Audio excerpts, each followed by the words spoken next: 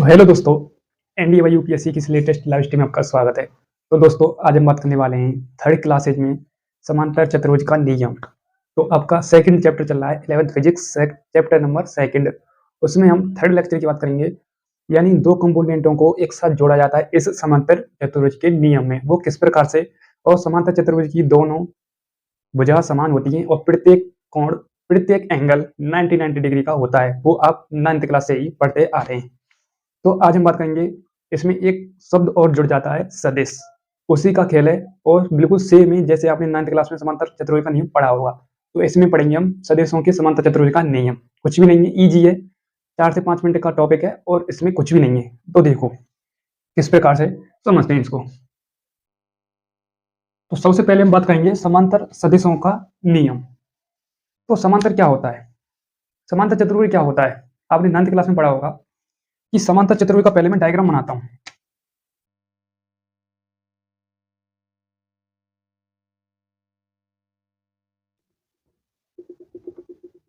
अब देखो, ये है आपका समांतर चतुर्भुज का नियम। तो इसे मैं डार्क कर देता हूं।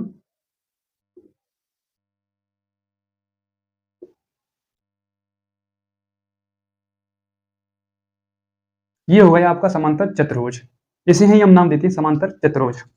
ओके,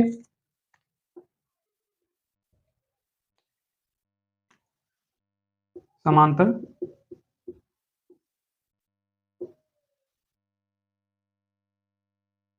चतुर्भुज। अब देखो, समांतर चतुर्भुज है, इसका बिंदु ए है, इसका बिंदु बी है, इसका बिंदु सी है, इसका बिंदु डी है। मैंने इसका नाम दे दिया, मैंने इसका मेकअप कर दिया, बिंदु ए, बिंदु बी, बिंदु सी, बिंदु डी। ओके, यदि ए और बी की दूरी हम 2 मानेंगे तो डी और सी की बिंदु की दूरी हम 2 ही मानेंगे, क्योंकि समांतर की समांतर दिशा ही सेम होती है। इसे कहते हैं हम समांतर चतुर्भुज का नियम, और यही होता है आपका समांतर चतुर्भुज। यदि ए और बी की दूरी 2 है तो डी और सी की दूरी ए और बी की दूरी के इक्वल होगी। जैसे सपोज बी और सी की दूरी आपकी क्या है, 5 है, यानी 5 है, तो ए और डी की दूरी भी क्या होगी, 5 ही होगी। ये है, इसमें नियम लागू होता है, इसे ही कहते हैं हम समांतर चतुर्भुज। और प्रत्येक एंगल 90 डिग्री का उपस्थित होता है, यही कहलाता है आपका समांतर चतुर्भुज का नियम। ओके, तो अब बात करते हैं, ये तो आपका क्या है, इमेजनरी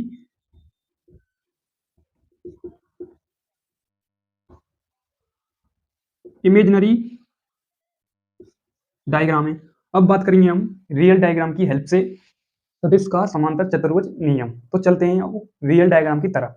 ओके, तो देखो, इसको मैं रफ कर देता हूं एक बार, फिर बात करेंगे हम समांतर चतुर्भुज का नियम।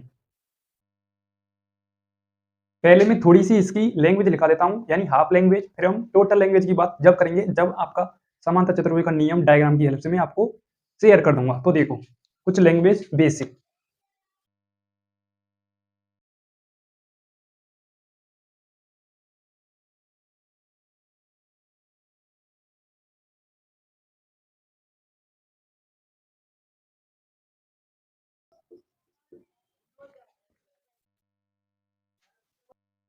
तो देखो, मैंने कुछ इसकी बेसिक लैंग्वेज लिख दी है। लैंग्वेज सीधे सीधे लिखा हुआ है, इस नियम के अनुसार हम दो सदिशों को एक साथ जोड़कर उसके मैग्नीट्यूड के इक्वल रख देते हैं, यानी उसके परिमाण के बराबर रख देते हैं। जैसे आपका परिमाण आर है, तो उसके इक्वल जो वैल्यू आएगी, जैसे ए प्लस बी, तो ये उसके परिमाण, ये आपका क्या है, परिमाण, और ये आपका क्या है, सदिश। तो उसके सदिशों को जोड़कर उसके परिमाण के क्या रख देते हैं, हम इक्वल रख देते हैं। यही इसमें लागू होता है समांतर चतुर्भुज के नियम में। अब देखो इसका रियल डायग्राम क्या है।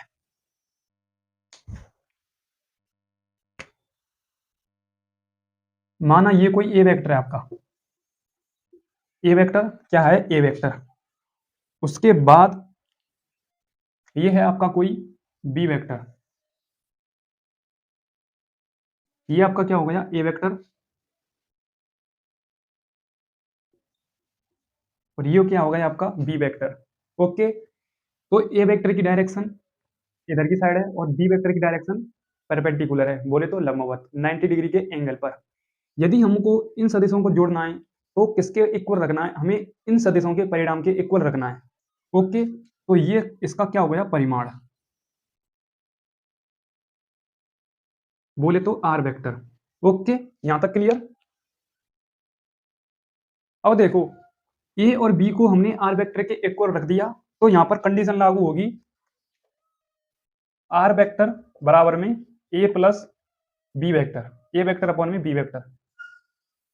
ये हो गया आपका सिंपल सा इक्वेशन समीकरण, जो कि समांतर चतुर्भुज नियम में निकल करके आया है। ओके, अब देखो, यदि ये डायरेक्शन आपकी ए वेक्टर है, तो उसके लंबवत जो डायरेक्शन होगी, जैसे ये है, तो ये क्या होगी, ये भी ए वेक्टर होगी। ओके, तो देखो, ये आपका क्या हो गया ए वेक्टर, ये क्या हो गया आपका बी वेक्टर। यदि यहाँ से लेके यहाँ तक ये आपका ए वेक्टर है, तो ये भी आपका परपेंडिकुलर क्या होगा, ए वेक्टर। और यहाँ से लेके यहाँ तक ये बी वेक्टर है, तो ये भी आपका क्या होगा, बी वेक्टर। ओके, यहाँ तक क्लियर, पूरा ट्रस्ट है मुझे यहाँ पर कि आपको यहाँ तक कॉन्सेप्ट क्लियर हो चुका होगा। तो कमेंट में बताएं कितना आपको समझ में आ रहा है। यदि आपका ये बी वेक्टर है, तो ये भी आपका समांतर बी वेक्टर होगा। यदि आपका ये ए वेक्टर है, तो इसके परपेंडिकुलर भी ये वेक्टर होगा। समांतर क्या है, बी वेक्टर है, बोले तो इसकी वैल्यू 2 है, तो उसके लंबवत जो आपकी वैल्यू होगी वो समान होनी चाहिए, यही इसमें लागू होती है। और हम लैंग्वेज से समझते हैं लैंग्वेज क्या कहती है। ओके, तो देखो लैंग्वेज क्या कहती है। तो अब देखो इसकी लैंग्वेज क्या कहती है। लैंग्वेज में सीधे सीधे उस डायग्राम के ही बारे में लिखा हुआ है, और कुछ भी नहीं है। कोई रॉकेट साइंस नहीं है कि ये डायग्राम कुछ अलग है और इसकी थ्योरी कुछ अलग कहती है, कुछ भी नहीं है। फोकस के साथ समझोगे तो एकदम बेसिक के साथ समझ में आ जाएगा। यदि आप जल्दीबाजी करेंगे तो ऊपर से बाउंस जाएगा, पता भी नहीं चलेगा कि समांतर चतुर्भुज नियम कहाँ पर हल हो गया और कहाँ पर इसकी थ्योरी लग गई। तो इसकी थ्योरी को देखते हैं। सबसे पहले दो वेक्टर ए और बी को परिमाण एवं दिशा दिशा और उनका मैग्नीट्यूड आर, दोनों में किसी समांतर चतुर्भुज की दो आसन भुजाएं। आसन भुजा किसे कहते हैं, जैसे ये हो गई आपकी क्या आसन भुजा, ये भी हो गई इसकी आसन भुजा, और ये इसके आसन भुजा के क्या होती है, इक्वल होती है। यदि ए वेक्टर ये है, तो ए भी ये वेक्टर होगा। यदि ये बी वेक्टर है, तो उसके समांतर भी क्या होगा, बी वेक्टर होगा। उसके बाद ये आपकी क्या होगी, आसन भुजाएं द्वारा व्यक्त किया जा सकता है, तो उनका परिमाण एवं डायरेक्शन, मैग्नीट्यूड प्लस डायरेक्शन समांतर चतुर्भुज के विकर्ण द्वारा प्रदर्शित करती है या प्रदर्शित होगा। ये हो गया आपका विकर्ण, बोले तो आर वेक्टर। ओके, जैसे हम 9th क्लास में पढ़ते आ रहे हैं। ओके, ये इसका क्या हो गया, विकर्ण। ओके, जो इनको कटान बिंदु पर काट रहा है, प्रदर्शित होगा, जो उन भुजाओं के कटान बिंदु से होकर गुजरता है। ओके, कटान बिंदु से होकर गुजरता है। इसे ही हम क्या कहते हैं, समांतर सदिशों का नियम, या बोले तो दो सदिशों के परिणामी का समांतर चतुर्भुज नियम। ओके, दो समांतर चतुर्भुज मतलब दो सदिश ए वेक्टर और बी वेक्टर के परिणामी आर वेक्टर का समांतर चतुर्भुज नियम, इसे ही हम क्या कहते हैं, समांतर चतुर्भुज का नियम कहते हैं। अब बात करेंगे हम अगले टॉपिक की। जैसे वेक्टर चैप्टर में आपका बहुभुज का नियम हुआ, त्रिभुज का नियम हुआ और समांतर चतुर्भुज का नियम हुआ। ये तो एकदम बेसिक है, कुछ भी नहीं है, हलवा है ये तो। जलवा तो अभी आएगा जब कंपोनेंट करना बताऊंगा मैं आपको, सदिशों में कंपोनेंट कैसे किया जाता है। ओके, पहले इसका एक बार स्क्रीनशॉट लें जल्दी से जल्दी। तो देखो, हेडिंग आपकी सदिश के संयोजन का त्रिभुज नियम। तो त्रिभुज नियम क्या कहता है, त्रिभुज नियम में कुछ भी नहीं है। आपने त्रिभुज देखा होगा, ट्रायंगल देखा होगा। तो त्रिभुज नियम में इसकी दो आसन भुजाएं उसके परिणामी को रिप्रेजेंट करती हैं, और तीसरी भुजा उसके अपोजिट डायरेक्शन में उसके योग को रिप्रेजेंट करती है। तो किस प्रकार से, थ्योरी मैंने आपके लिए बोल दी है, एक बार मैं आपके लिए थ्योरी लिखाऊंगा और एक्सप्लेन भी करूंगा, एक्सप्लेनेशन कि किस प्रकार से इसको समझते हैं। पहले इसको डायग्राम को देखते हैं, इसके डायग्राम को देखते हैं क्या है इसके डायग्राम में। रॉकेट साइंस कुछ भी नहीं है, ईजी है, यदि आपने फोकस के साथ समांतर चतुर्भुज नियम समझा होगा तो। ये आपका क्या है, एक्स अक्ष, मैंने इसको मान लिया एक्स अक्ष। ओके, मैंने यहां से कोई रेखा खींच दी, कोई दिक्कत नहीं। ये हो गया आपका बिंदु ए, ये हो गया बिंदु आपका बी, और ये होगा इसका ओरिजिन, मूल बिंदु ओ। इसको मैंने डॉट डॉट करके खींच दिया। ओके, ये मैंने जो रेखा खींची है, ये कौन से एंगल पर खींची है। पहले तो ये एंगल बिल्कुल सेम था, जैसे इस मार्कर की हेल्प से समझाता हूं। पहले तो ये एंगल न्यू था, बिल्कुल जीरो था, पैरेलल था, समांतर था, और थीटा की वैल्यू बिल्कुल जीरो थी। ये मानो समांतर थी तो थीटा की वैल्यू बिल्कुल जीरो आएगी। ऐसे ही मैंने इस प्रकार से इसको थीटा थीटा कोण पर उठाया, थीटा कोण पर उठाया, थीटा कोण पर उठाया। इस प्रकार से ये इसके क्या हो गया, लंबवत हो गया, बोले तो हॉरिजॉन्टल लंबवत हो गया। 90 डिग्री के एंगल पर मैंने इसको एकदम रख दिया। इसे ही कहते हैं हम त्रिभुज का नियम। तो देखो, मैंने इसको थीटा एंगल पर उठाया, ये आपका क्या हो गया, थीटा एंगल। मैंने इसको नाम दे दिया ए वेक्टर, मैंने इसको नाम दे दिया बी वेक्टर। हो गई दोनों क्रमागत भुजाएं, हो गई दोनों क्रमागत भुजाएं, और अपोजिट डायरेक्शन में उसका मैग्नीट्यूड को उसके योग के बराबर होती है। ये इसका क्या हो गया, मैग्नीट्यूड आर वेक्टर। अब देखो आर वेक्टर बराबर में ए वेक्टर प्लस में बी वेक्टर, ये है इसका तरबुज नियम, तरबुज नियम, तरबुज नियम। अब देखो इसकी लैंग्वेज को समझते हैं। तो देखो लैंग्वेज क्या कहती है, लैंग्वेज में सीधे सीधे लिखा हुआ है कि इस नियम के अनुसार इसकी दो क्रमागत भुजा, जैसे इसकी दो क्रमागत भुजा यानी त्रिभुज की दो क्रमागत भुजाएं दो सदिशों को व्यक्त करेगी।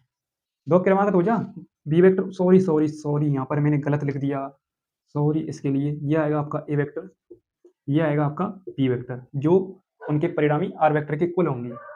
ओके, तो व्यक्त करेगी दो क्रमागत भुजाएं सदिशों के योग को व्यक्त करेगी, तीसरी भुजा उसके विपरीत क्रम में उनके योग को व्यक्त करेगी। तीसरी भुजा आर वेक्टर और दो क्रमागत भुजा ए वेक्टर बी वेक्टर जो उसके योग को व्यक्त करेगी। आर वेक्टर बराबर में ए वेक्टर प्लस बी वेक्टर, इसे ही हम क्या कहते हैं, त्रिभुज नियम, यानी सदिशों के संयोजन का त्रिभुज नियम।